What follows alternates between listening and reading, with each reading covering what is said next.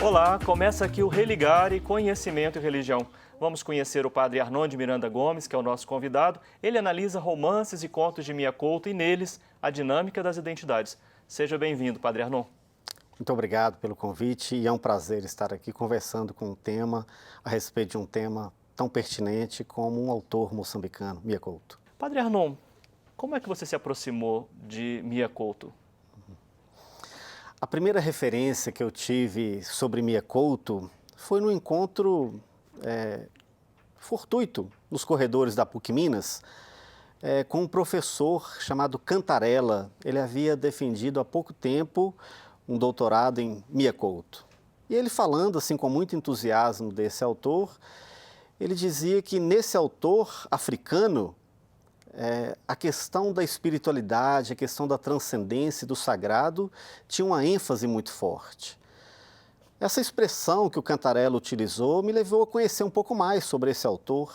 E a primeira referência, então, a primeira obra de Mia Couto foi um livro chamado Terra Sonâmbula, considerado um dos 10 livros melhores, um dos 10 melhores livros africanos do século XX. Sim, Mia Couto, ele é um autor moçambicano.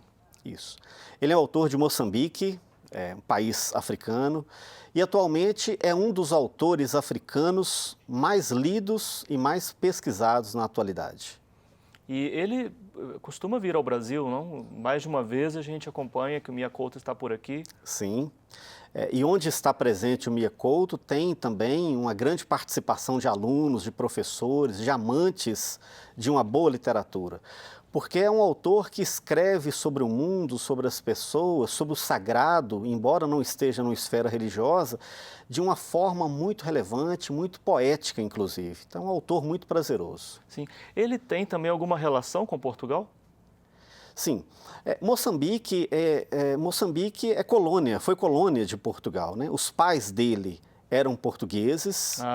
De família. Exato, família portuguesa, mas ele é um autor moçambicano. Sim. Interessante, quando se fala em Mia Couto, as pessoas imaginam que seja uma mulher, né, por causa de Mia, mas é homem. Estranham também o fato de ser branco, sendo africano. Então, ele é branco e é um autor muito lido na atualidade. Sim. Essa questão, ser de família portuguesa, num país que foi colonizado, né, sendo ele moçambicano, é por aí que surge o tema que te interessa, nessa questão da dinâmica das identidades? Exato. Quando eu ingressei no doutorado, aí eu fui pesquisar um pouco mais a fundo a história, toda a biografia do autor. E toda a trajetória dele, tendo pais portugueses e ele moçambicano, nascido em 55, em Beira, Moçambique, quer dizer, essa biografia, essas identidades no autor vai marcar profundamente a história dele, né? Essa confluência de culturas, uma cultura africana e uma cultura portuguesa, por vezes vai ter uma referência muito forte na obra do autor. Sim. Como é que essas referências elas vão aparecer? Como é que elas aparecem, né, na obra dele? Sim. Na tese eu trabalho com 2 romances dele, 25 e o outro Pé da Sereia, e 4 contos. Nessas obras analisadas, portugueses e moçambicanos, portanto, culturas e identidades completamente diferentes, por vezes vão ter conflitos muito fortes, culturais e religiosos. E num primeiro momento, a literatura do Mia Couto trabalha essa questão como se essas identidades estivessem em lados opostos, extremamente antagônicos. Com o desenrolar das histórias, dos contos, da narrativa, a gente vai perceber que, a despeito desses desencontros culturais, simbólicos, religiosos, há na obra de Mia Couto uma aproximação entre culturas tão diferentes. Sim, isso que aparece nas obras dele se espelha na realidade da cultura moçambicana? Não. Essas tensões? Não, esse é um dado interessante. A literatura de Mia Couto, na literatura dele, é possível ver uma aproximação entre portugueses e moçambicanos. A literatura. A realidade já é uma outra história. Na realidade, ainda hoje, portugueses e africanos, portugueses e moçambicanos, mantêm uma distância muito forte. As fronteiras são muito demarcadas na realidade. Agora, o grande mérito de Mia Couto é, pela literatura, fazer aproximar essas culturas. A literatura, sim, há uma aproximação muito forte.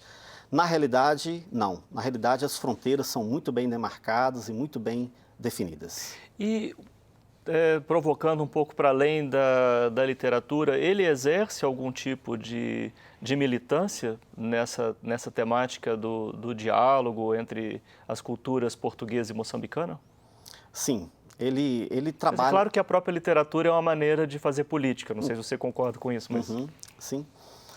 Ele nasce num país que era colônia de Portugal, né? O Mia Couto, por exemplo, ele é mais velho do que o seu país. Ele passa grande tempo da sua vida vivendo numa colônia, né?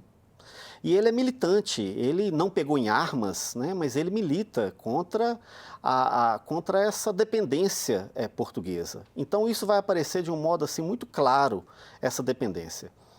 Embora a formação do Mia Couto, ele é jornalista e ele trabalha também como biólogo, né? Ele trabalha atualmente numa empresa que cuida de impactos ambientais no seu país. Daí as palestras dele sobre essa questão do meio ambiente. Exato, exatamente. É alguém que ele adentra as savanas, né, do seu país e ele tem uma força simbólica muito grande. É alguém muito conhecido no universo da televisão, da literatura, e às vezes ele é desconhecido no seu próprio país.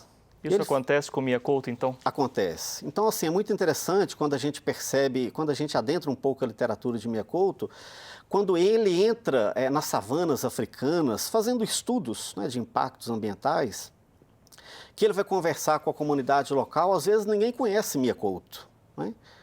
Mas ele adentra essa cultura num grau assim, de humildade muito grande. Ele fala que, às vezes, gosta de se assentar no chão das casas das pessoas, quando recebe, e conversa. E ali, a pessoa conversando sobre a natureza, sobre o universo, o analfabeto é ele.